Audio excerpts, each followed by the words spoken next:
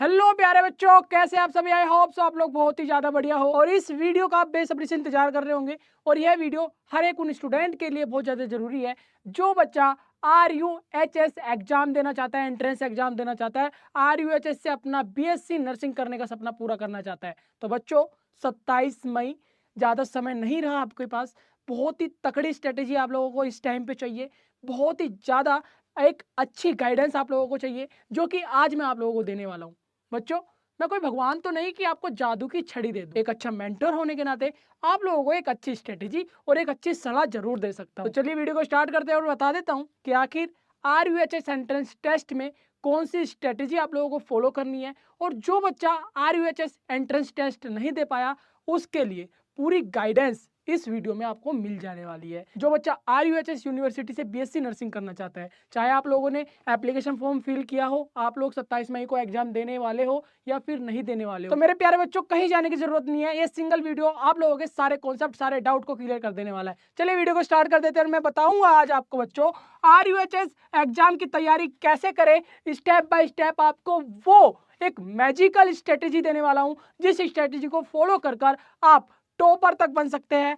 आप RUHS entrance test crack कर अच्छी रैंक लाकर आप अपना BSc नर्सिंग करने का सपना पूरा कर सकते हैं। प्यारे बच्चों RUHS यूनिवर्सिटी जो कि राजस्थान में है, और इस यूनिवर्सिटी में हजारों लाखों बच्चों के सपना होता है अपना BSc नर्सिंग, पैरामेडिकल कोर्स और मेडिकल कोर्स करने का। जिस कोर्स को करने के लिए आपको एक एंट्रेंस टेस्ट देना अनिवार्य है। मेरे प्यारे बच्चों RUHS एक यूनिवर्सिटी है जो कि राजस्थान में है। उस यूनिवर्सिटी में एडमिशन लेने के लिए ना आपको एक एंट्रेंस टेस्ट देना होता है, एक पेपर देना होता है।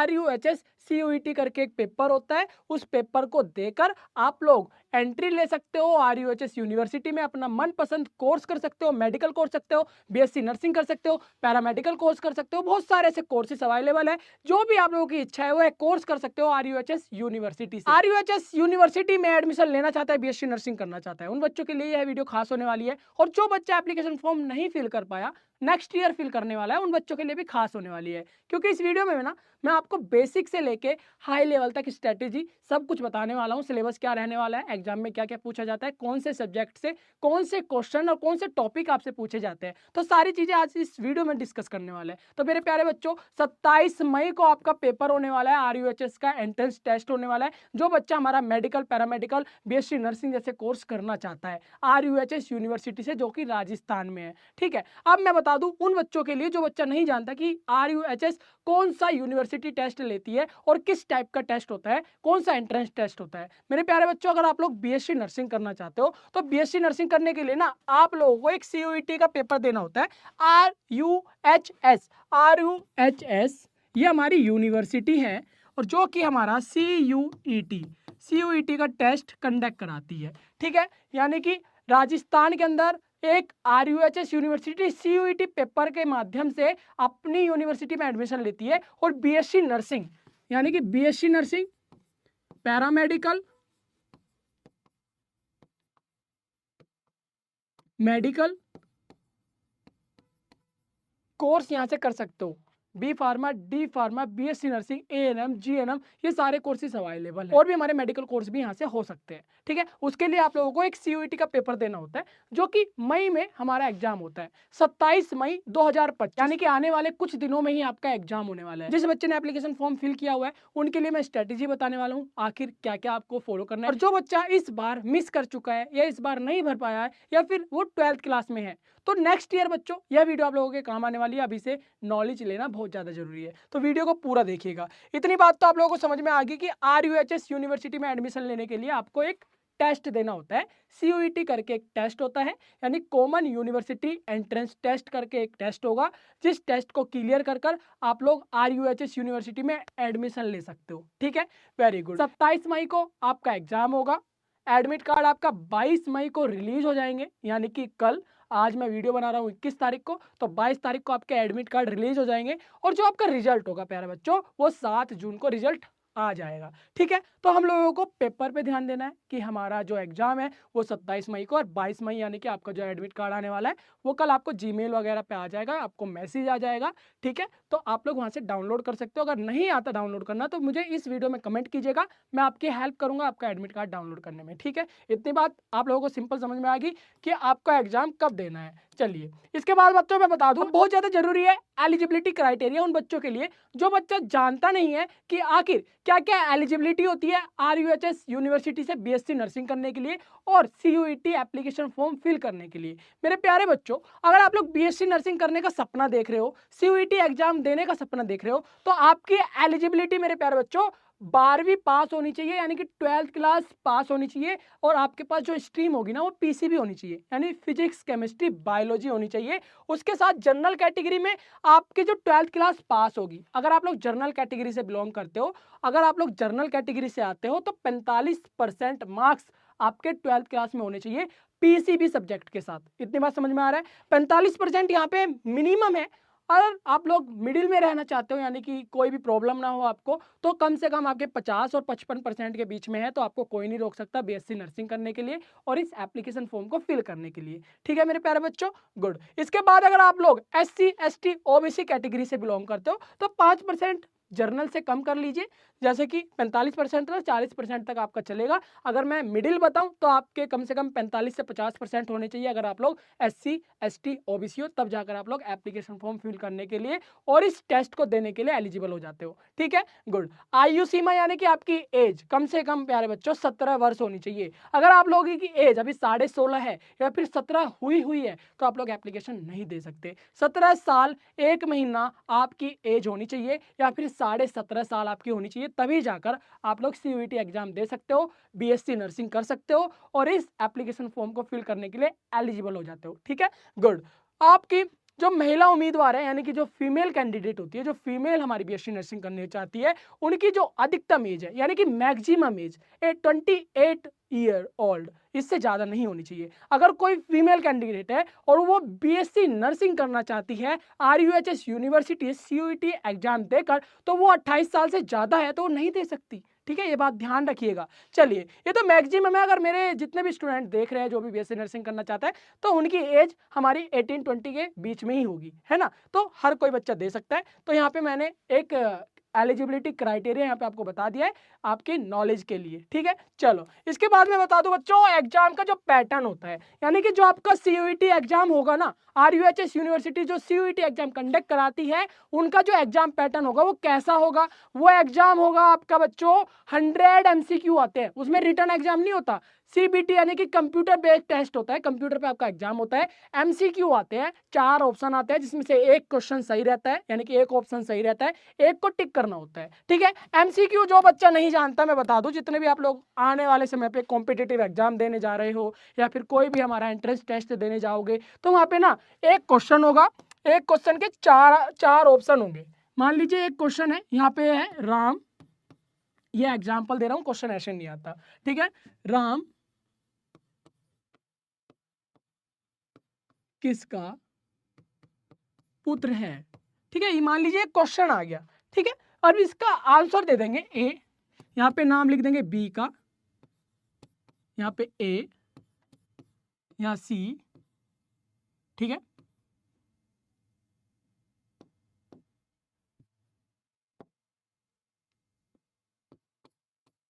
और यहाँ पे ई।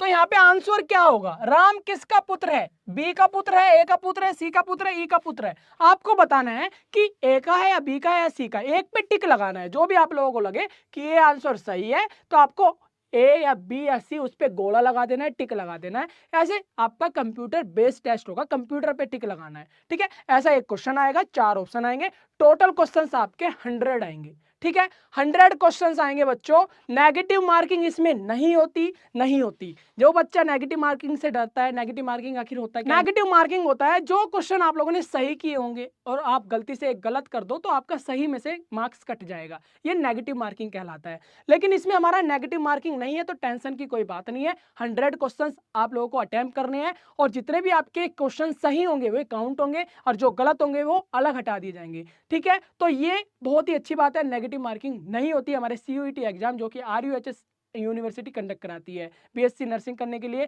मेडिकल और पैरामेडिकल कोर्सेज के लिए। ठीक है, इतनी बात समझ में आ गई, एग्जाम पैटर्न समझ में आ गया, कितने क्वेश्चन आते हैं और आपका जो सब्जेक्ट होंगे फिजिक्स, केमिस्ट्री, बायोलॉजी, 3 सब्जेक्ट होते हैं प्यारे बच्चों, फिजिक्स, केमिस्ट्री, बायोलॉजी। इन तीन सब्जेक्ट में से आपका पेपर बनता है। आपका एक पेपर बनेगा, 100 क्वेश्चंस आएंगे, उन 100 को अटेम्प्ट करना है और जितने आपके सही क्वेश्चन होंगे वो गिने जाएंगे कि आपके कितने मार्क्स आए हैं। उन मार्क्स के अकॉर्डिंग और जितना कंपटीशन होगा उस कंपटीशन के अकॉर्डिंग आपकी रैंक डिसाइड होएगी और फिर आपको काउंसलिंग होएगी। काउंसलिंग का मतलब होता है आपको कॉलेज अलॉट कर दिया जाएगा। ठीक है, गुड। इसके बाद मैं बता दूं बच्चों एप्लीकेशन प्रोसेस कैसे होती है। मान लीजिए आप लोगों को एप्लीकेशन फॉर्म फिल करना है। एप्लीकेशन फॉर्म हमेशा ध्यान रखिएगा अप्रैल मई में ही रिलीज होते हैं, तो ये 2 मंथ ऐसे है कि हमें RUHS यूनिवर्सिटी की जो वेबसाइट है वहां पे फोकस करना है कि कब रिलीज हो जाए।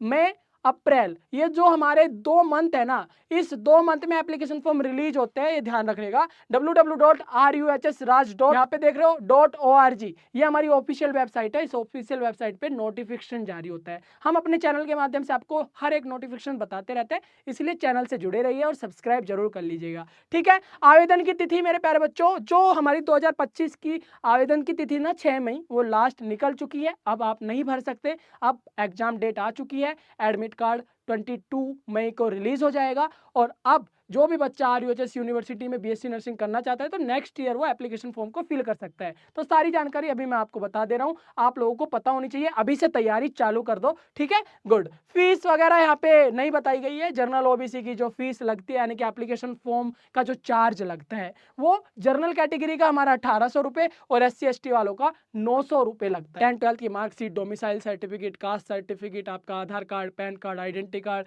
ये नॉर्मल जितने भी आपके बेसिक डॉक्यूमेंट है सारे डॉक्यूमेंट अपलोड होते हैं। फोटो सिग्नेचर अपलोड होते हैं। कैटेगरी सर्टिफिकेट जैसे कि आप जर्नल हो, ABC हो या SC हो, ST हो, जो भी आप कैटेगरी से हो उस कैटेगरी का सर्टिफिकेट होना चाहिए। जनरल कैटेगरी को हो तो आपका कोई भी सर्टिफिकेट नहीं लगता। ठीक है, जनरल कैटेगरी वालों का कोई सर्टिफिकेट नहीं लगता। अगर आप लोग SC ST OBC कैटेगरी के हो तो आपका एक सर्टिफिकेट लगता है, जाति प्रमाण पत्र जिसको कहते हैं। ठीक है, इतनी बात बड़ी सिंपल है, कोई डाउट नहीं है, कोई कंफ्यूजन नहीं है। कोई भी डाउट कंफ्यूजन होती है आप तुरंत कमेंट करेंगे। ठीक है, चलो इसके बाद मैं बता दूं बच्चों प्रिपरेशन टिप्स की। ये टॉपिक और ये पॉइंट उन बच्चों के लिए जिन बच्चों का 27 मई को एग्जाम है, 27 को RUHS एग्जाम देना चाहते हैं और देने वाले 27 मई को जिनका एग्जाम है उनके लिए मैं टिप्स बता दूं बच्चों। सबसे जरूरी बात, आप लोगों की जो भी तैयारी हुई हो, अभी तक जितनी भी तैयारी हुई हो, उन तैयारी को बहुत अच्छी तरीके से कॉन्फिडेंटली रखना है।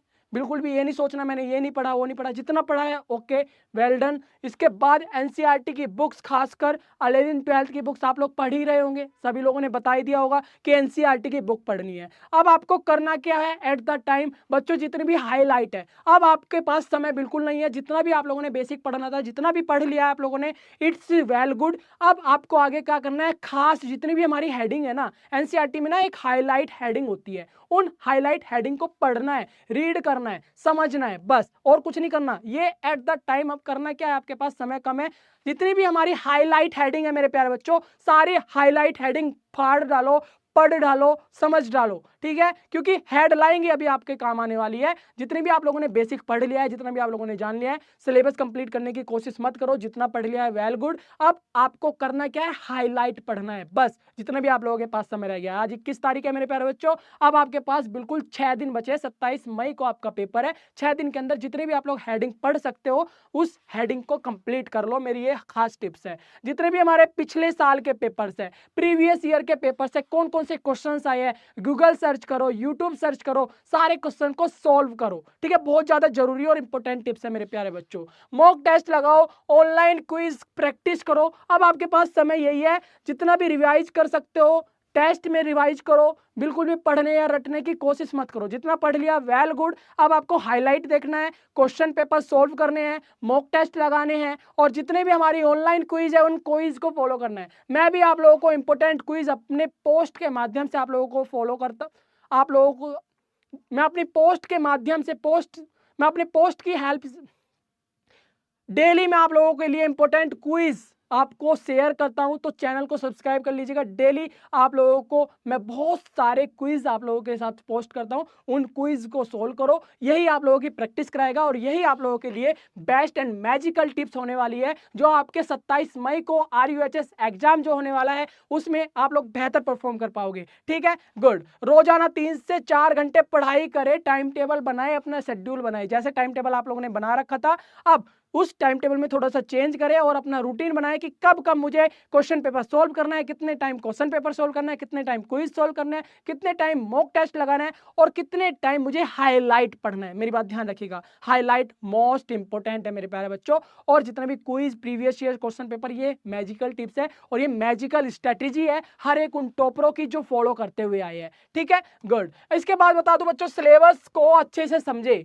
सिलेबस को समझना भी बहुत ज्यादा जरूरी है। बहुत सारे बच्चे सिलेबस को कंप्लीट करते करते सिलेबस देखना ही भूल जाते हैं और बहुत बच्चे तो देखते ही नहीं है सिलेबस। बस जो यूट्यूब पे बताया जा रहा है, जो हम लोग सुन रहे हैं, जो हमारा दोस्त कर रहा है, हम उसी के पीछे लगे हुए हैं। ऐसा बिल्कुल भी नहीं करना है। आप लोगों को सिलेबस बहुत अच्छी तरीके से समझ लेना है। RUHS BSc नर्सिंग परीक्षा प्रवेश जो हमारा होता है, प्रवेश परीक्षा जो होती है, उसका जो सिलेबस होता है, चलिए उसको डिस्कस कर लेते हैं। आपके 3 सब्जेक्ट में बता ही चुका हूँ, बायोलॉजी, फिजिक्स, केमिस्ट्री। 3 सब्जेक्ट जो कि आप लोगों ने 11th 12th में पढ़े हैं, जो कि आप लोग स्कूल टाइम से पढ़ते हुए आ रहे हो, उसी में से क्वेश्चन आएंगे, लेकिन थोड़ा डीप आते हैं, थोड़ा सा डीपली पूछे जाते हैं। ठीक है, तो उन्हीं को आप लोगों को प्रैक्टिस करना है प्रीवियस ईयर क्वेश्चन पेपर को सॉल्व करके, जो कि most most most important strategy है। हर एक टॉपर इस स्ट्रेटेजी को फॉलो करता है। जितने भी बड़े एग्जाम है हमारे प्रीवियस ईयर क्वेश्चन पेपर को सॉल्व करके ही क्रैक होते हैं, ये बात ध्यान रखिएगा। चलिए अब मैं आप लोगों को बता दूं एक एक करके। जैसे हमारा भौतिक यानी कि फिजिक्स है, फिजिक्स में से हमारे इलेक्ट्रिक चार्ज एंड फील्ड,